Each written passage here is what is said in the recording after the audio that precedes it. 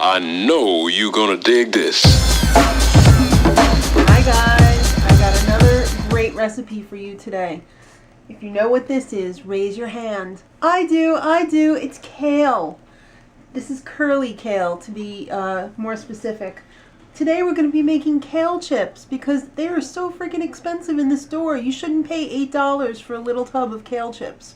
When we're going to make this entire bowl today for $1, under $1 actually. I think all of this kale cost me 97 cents. So the first thing I did when I got home from the store is wash the kale, and then we're going to dry it. So first you just want to put it on a clean dish towel and press all the water out that you can. Don't press too hard because you're going to like mess it up. Then you just, any other water that's in there, just shake it like that on the dish towel, and that's pretty darn dry. So I've done that with the rest of the stalks that I had. Now you see there's this rib down the middle. You're going to want to get rid of that because you know what? It's not good for anything. It doesn't taste great. It's tough. You don't need it.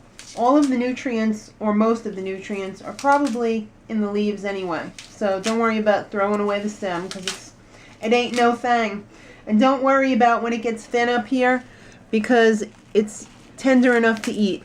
So I'm just breaking these into bite-sized pieces. You can make them any size you want. Just throw this away. You don't even need it. Alright. You can make any flavor you want, pretty much. I mean, you wouldn't want to make ice cream kale chips, but I've got some nice sea salt here and some extra virgin olive oil for mine. Also, you could use something like chipotle seasoning. Any kind of seasoned salt you could use in place of the sea salt.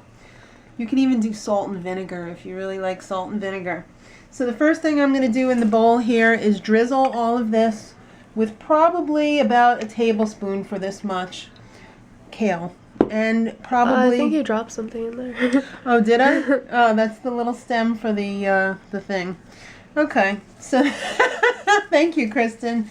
And then I'm going to put on probably about a half to a teaspoon of sea salt. So now comes the fun part.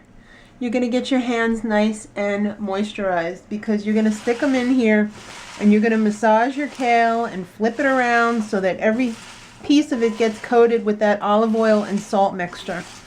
So before you start doing this, you might want to set your oven to 350 degrees because that's the temperature that we're going to dehydrate these at, and basically that's what we're going to be doing. We're going to be taking all of the moisture out of here so that they get crispy like potato chips. Now you might be thinking, ugh, kale, who's going to want to eat that? But it really is good, and it's good for you. So this is what you want to have it look like. You want to have that nice glossy look to it. And when everything has that nice glossy look to it, it doesn't really take long. Look at that. I've already got them all done. You're going to want to get your cookie sheets. It's going to take 2 for this much because you don't want to have any touching because it's not going to dry out properly. So don't crowd them. They need room. Just get them all on there. And when you got them all on there, you're going to pop them in that 350 oven for 15 minutes. And then you be eating kale chips. Alright, so they're out of the oven and here they are. This is typically the size that would cost $8 at the store. But guess what? You get 2. I just saved you $14.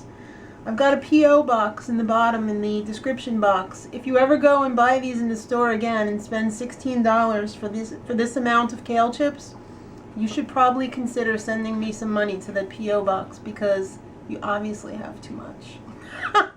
These are delicious. We just had some. They're very crunchy. They're really satisfying. You wouldn't think they were kale. So I hope you make them. They're super easy, super healthy.